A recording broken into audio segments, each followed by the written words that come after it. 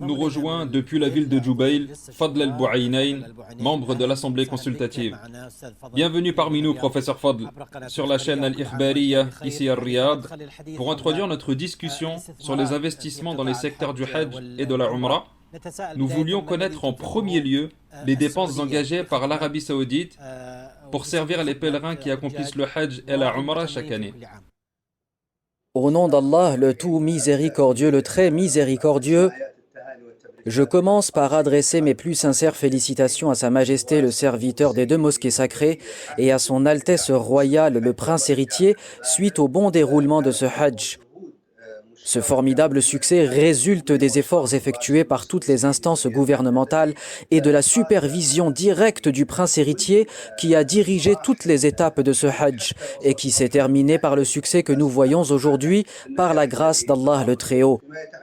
Et concernant les investissements dans les projets de la mosquée sacrée de la Mecque, il convient de souligner trois axes fondamentaux.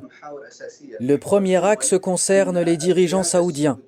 Depuis le roi Abdul Aziz, qu'Allah lui fasse miséricorde, jusqu'au roi Salman, l'agrandissement des deux mosquées sacrées s'est déroulé en plusieurs phases successives, chacune bâtie sur la précédente. Nous sommes aujourd'hui dans la troisième phase d'expansion de la mosquée sacrée de la Mecque, qui est l'une des plus importantes et des plus vastes, incluant également l'agrandissement des lieux des rites du Hajj. Il s'agit donc d'un projet global à la Mecque qui concerne non seulement la mosquée sacrée, mais aussi les lieux des rites, ce qui est d'une importance capitale. Le deuxième axe concerne l'attention portée par les dirigeants saoudiens quant à l'expansion des deux mosquées sacrées et qui a conduit à la fondation de la Commission royale pour le développement de la Mecque et des lieux des rites, présidée par le prince héritier Mohammed Ben Salman. Cela témoigne donc de l'intérêt direct des dirigeants saoudiens qui perdurent depuis sur cette voie. Le troisième axe concerne les dépenses effectuées par l'Arabie saoudite dans les projets présents et futurs. Il est à noter que, généralement, un investisseur accorde un intérêt particulier aux bénéfices tirés de son investissement. Quant à l'Arabie saoudite, sa priorité absolue demeure ce qu'elle va gagner auprès d'Allah Ta'ala en termes de récompenses divines. Ainsi, le royaume saoudien investit des sommes colossales, dépassant par exemple les 100 milliards de dollars dans le dernier projet à la Mecque, afin d'offrir un confort absolu aux pèlerins et de répondre à tous leurs besoins depuis leur arrivée en Arabie saoudite jusqu'à leur départ. Par conséquent, toutes les dépenses effectuées par l'Arabie saoudite sont réalisées dans le but de plaire et se rapprocher d'Allah le Sublime, mais aussi de renforcer l'honneur qui est fait au roi d'Arabie saoudite et au prince héritier d'être au service des deux mosquées sacrées et à l'ensemble du peuple saoudien qui se mobilise derrière ses dirigeants pour servir les pèlerins de la maison sacrée d'Allah. Sur la base des chiffres que vous avez mentionnés, si l'on parle des 100 milliards de dollars que vous avez évoqués, qui sont liés à la troisième expansion de la mosquée sacrée de la Mecque, ainsi qu'au train reliant la Mecque et Médine, qui a coûté plus de 16 milliards de dollars, et au projet urbain Massar en cours à la Mecque, dépassant normalement les 25 milliards de dollars, quels sont donc les bénéfices que l'Arabie saoudite tire du Hajj en retour de ces dépenses? Il y a deux aspects fondamentaux au sujet du retour sur investissement qui est négatif pour l'Arabie saoudite.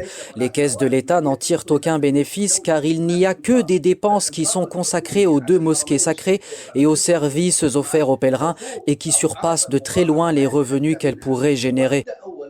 Et concernant le prix du visa du Hajj dont certains parlent, il faut savoir que le premier visa du Hajj est gratuit car offert par l'Arabie saoudite. Ainsi, le pèlerin vient sans avoir payé le visa de son premier Hajj. Et par la suite, tous les services fournis aux pèlerins sont également gratuits, comme par exemple tous les actes médicaux tels que les opérations à cœur ouvert et les cathétérismes cardiaques. De plus, le royaume saoudien s'engage pleinement dans le service des pèlerins, notamment en assurant le transport médicalisé des malades depuis Médine vers la Mecque, ainsi que leur transfert des hôpitaux de la Mecque jusqu'à Arafat afin qu'ils puissent accomplir cette étape fondamentale du Hajj. Tous ces services sont donc fournis gratuitement. Quant aux autres prestations que les pèlerins payent, elles concernent les compagnies aériennes et de transport responsables de leur voyage vers et de l'Arabie Saoudite, mais une fois sur place, toutes ces prestations sont aussi gratuites. Vous avez aussi mentionné le train à grande vitesse reliant la Mecque et Médine, mais permettez-moi d'ajouter un point sur le métro de la Mecque. Un réseau ferroviaire intégral a été mis en place pour un métro qui ne fonctionne que 6 jours par an afin de transporter les pèlerins entre les sites sacrés durant le Hajj. Cela laisse imaginer l'énorme dépense réalisée ayant abouti à ce méga projet afin d'assurer un confort optimal et un transport facilité aux pèlerins. Et je vous confirme encore que les dépenses réalisées par le royaume saoudien sont largement supérieures aux bénéfices issus des Hajj. De plus, ces profits vont aux entreprises du secteur privé qui sont majoritairement étrangères et assurant l'hébergement et le transport des pèlerins depuis leur pays d'origine. Ainsi, aucun profit ne va dans les caisses de l'État saoudien car ce dernier dépense massivement dans une démarche strictement religieuse et pour accomplir pleinement son devoir de servir les 2 mosquées sacrées. Arrêtons-nous sur les entreprises du secteur privé que vous avez mentionnées, qu'il s'agisse des compagnies aériennes, du secteur de l'hôtellerie, de la restauration, des transports, y compris l'aviation, ainsi que des agences de voyages étrangères qui prennent en charge les visas et la venue des pèlerins. Il est tout à fait normal que le secteur privé puisse tirer bénéfice des pèlerins. Cependant, est-il possible que l'État saoudien y gagne aussi en imposant par exemple des taxes sur ces sociétés? Il faut vraiment souligner et réaffirmer que l'objectif de l'Arabie saoudite est purement religieux à travers l'ensemble de ses projets et services dédiés aux 2 mosquées sacrées. Et ceci afin de satisfaire Allah le Très-Haut, de servir sa maison sacrée à la Mecque et les pèlerins. Ainsi, le royaume saoudien n'agit pas en pensant aux profits financiers, car si c'était cela qui motivait leurs dépenses colossales effectuées pour les 2 mosquées sacrées, nous n'aurions alors pas vu de grands agrandissements pareils.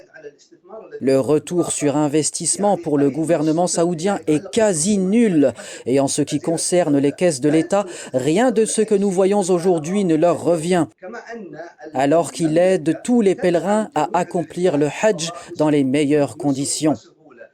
Et il est possible qu'un autre gouvernement aurait pu instaurer des taxes, comme cela se fait dans certains secteurs touristiques à travers le monde, où les voyageurs sont soumis à des taxes élevées. Qu'en est-il alors du fait d'être uniquement au service de millions de pèlerins chaque année, dont déjà plus de 2 millions ne viennent que pour le Hajj? Donc si les dirigeants saoudiens agissaient avec une motivation financière, il est sûr que les profits seraient conséquents, alors qu'en réalité, ils ne pensent même pas à imposer des taxes aux pèlerins. Au contraire, ils les soutiennent en leur offrant une multitude de services gratuits qui, dans leur propre pays, leur auraient coûté beaucoup d'argent. Et j'avais aussi parlé précédemment, à titre d'exemple, des opérations médicales à cœur ouvert et des cathétérismes cardiaques qui sont pratiqués gratuitement en Arabie saoudite. De même que le métro de la Mecque, qui a coûté des dizaines de milliards de dollars à l'État et qui n'est utilisé que 6 ou 7 jours par an pendant le Hajj. De ce fait, les dirigeants saoudiens ne portent aucune attention à un quelconque retour sur investissement car ils regardent plutôt la récompense divine. Et peut-être que la bénédiction que nous voyons aujourd'hui en Arabie saoudite résulte de son engagement envers les pèlerins et des services exceptionnels que ses dirigeants offrent depuis le roi Abdul Aziz jusqu'à aujourd'hui avec le roi Salman et son prince héritier.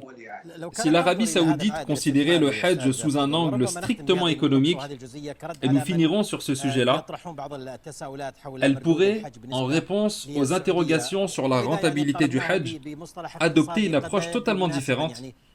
Économiquement parlant, l'offre et la demande ne sont pas équilibrées, car la demande dépasse largement ce qui est proposé à ceux qui se rendent en Arabie saoudite pour accomplir le Hajj. En effet, des millions de musulmans veulent accomplir le Hajj chaque année, et si l'Arabie saoudite adoptait une vision strictement commerciale, elle pourrait alors ouvrir ses portes à des millions de pèlerins sans forcément leur fournir les services actuellement proposés. Oui, absolument. Un investisseur regarde toujours deux aspects, les coûts et les revenus. Or, l'Arabie saoudite ne regarde jamais les revenus, mais elle dépense continuellement sans comptabiliser les coûts. Et je rappelle à ce sujet les propos du ministre de l'Information, M. Salman ad-Dosari, qui a déclaré que le royaume saoudien ne compte pas les dépenses effectuées pour les deux mosquées sacrées. Et si ces dépenses étaient évaluées selon un modèle de rentabilité, alors l'Arabie saoudite n'aurait pas pu continuer à financer l'élargissement des mosquées sacrées et les services offerts aux pèlerins.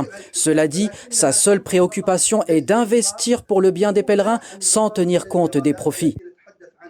Mais sachez aussi que le royaume saoudien est tout à fait capable de s'occuper des prestations proposées par le secteur privé, mais il a choisi de les confier au secteur privé afin d'offrir aux pèlerins une qualité exceptionnelle des services gratuits. De plus, les bénéfices élevés sont laissés aux sociétés privées étrangères d'où viennent les pèlerins, profitant ainsi financièrement à ces pays. Et il est important d'être ici très clair sur un point essentiel, les sociétés privées des pays d'origine des pèlerins réalisent des profits bien plus importants que ceux générés à l'intérieur de l'Arabie saoudite. Contrairement à certaines idées reçues, la période du Hajj n'engendre pas de revenus massifs pour l'État saoudien. Bien au contraire, elle représente des coûts financiers élevés qu'il assume pleinement. Et il faut aussi savoir que l'Arabie saoudite ne cesse jamais de dépenser pour les deux mosquées sacrées, quelles que soient les situations et les contraintes économiques. Et il est intéressant de noter que lors des crises économiques qu'avait traversé l'Arabie saoudite, plusieurs projets de développement ont été suspendus dans tout le pays, mais les projets liés aux deux mosquées sacrées n'ont jamais été interrompus, ne serait-ce qu'un seul jour. Cela prouve que les dépenses pour les deux mosquées sacrées restent une priorité absolue pour tous les dirigeants saoudiens confondus. D'ailleurs, le peuple saoudien soutient pleinement ces investissements pour les deux mosquées sacrées et y voit une cause d'obtenir le succès d'Allah. Et cette bénédiction divine que nous voyons aujourd'hui en Arabie saoudite est la conséquence aussi de l'entretien apporté aux deux mosquées sacrées et aux pèlerins que le gouvernement saoudien accomplit tout au long de l'année et non pas que pendant le Hajj. Et pour terminer enfin, les agrandissements que nous voyons aujourd'hui visent à pouvoir accueillir 30 millions de pèlerins pour les Hajj et les Umrah afin de leur permettre d'accomplir leur rite sans tenir compte des dépenses entièrement assumées par l'Arabie saoudite. Je vous remercie beaucoup, professeur Fadl, membre de l'Assemblée de la Shura. Et concernant l'immense complexe résidentiel des tours de l'horloge de la Mecque, qui a d'ailleurs coûté 16 milliards de dollars à l'État saoudien, celui-ci est l'aboutissement du projet Waqf al-Malik Abdel Aziz, mené par les rois Fahd et Abdullah bin Abdel Aziz al-Saoud, qu'Allah leur fasse miséricorde. Le complexe des tours de l'horloge, ou Abrajul Bayt, est donc un bien religieux de main morte, bénéficiant aux pèlerins et aux fidèles accomplissant leur rite religieux à la Mecque et à Médine. La mention Waqful Maliki Abdel Aziz lil Haramayn al-Sharifayn peut être aperçue inscrite sur la façade frontale du complexe et apparaître parfois sous l'horloge. Ainsi, les bénéfices tirés des 11 116 différentes pièces composées de chambres d'hôtel, de studios, d'appartements et de bureaux et des 1444 espaces commerciaux sont reversés aux services destinés au bon fonctionnement des rites religieux et mis en place pour le confort et l'aisance des pèlerins et des fidèles. Pour plus d'informations, visitez le site Awqaf de l'autorité saoudienne gérant les biens religieux de main morte, ainsi que le site Al-Burj du complexe hôtelier.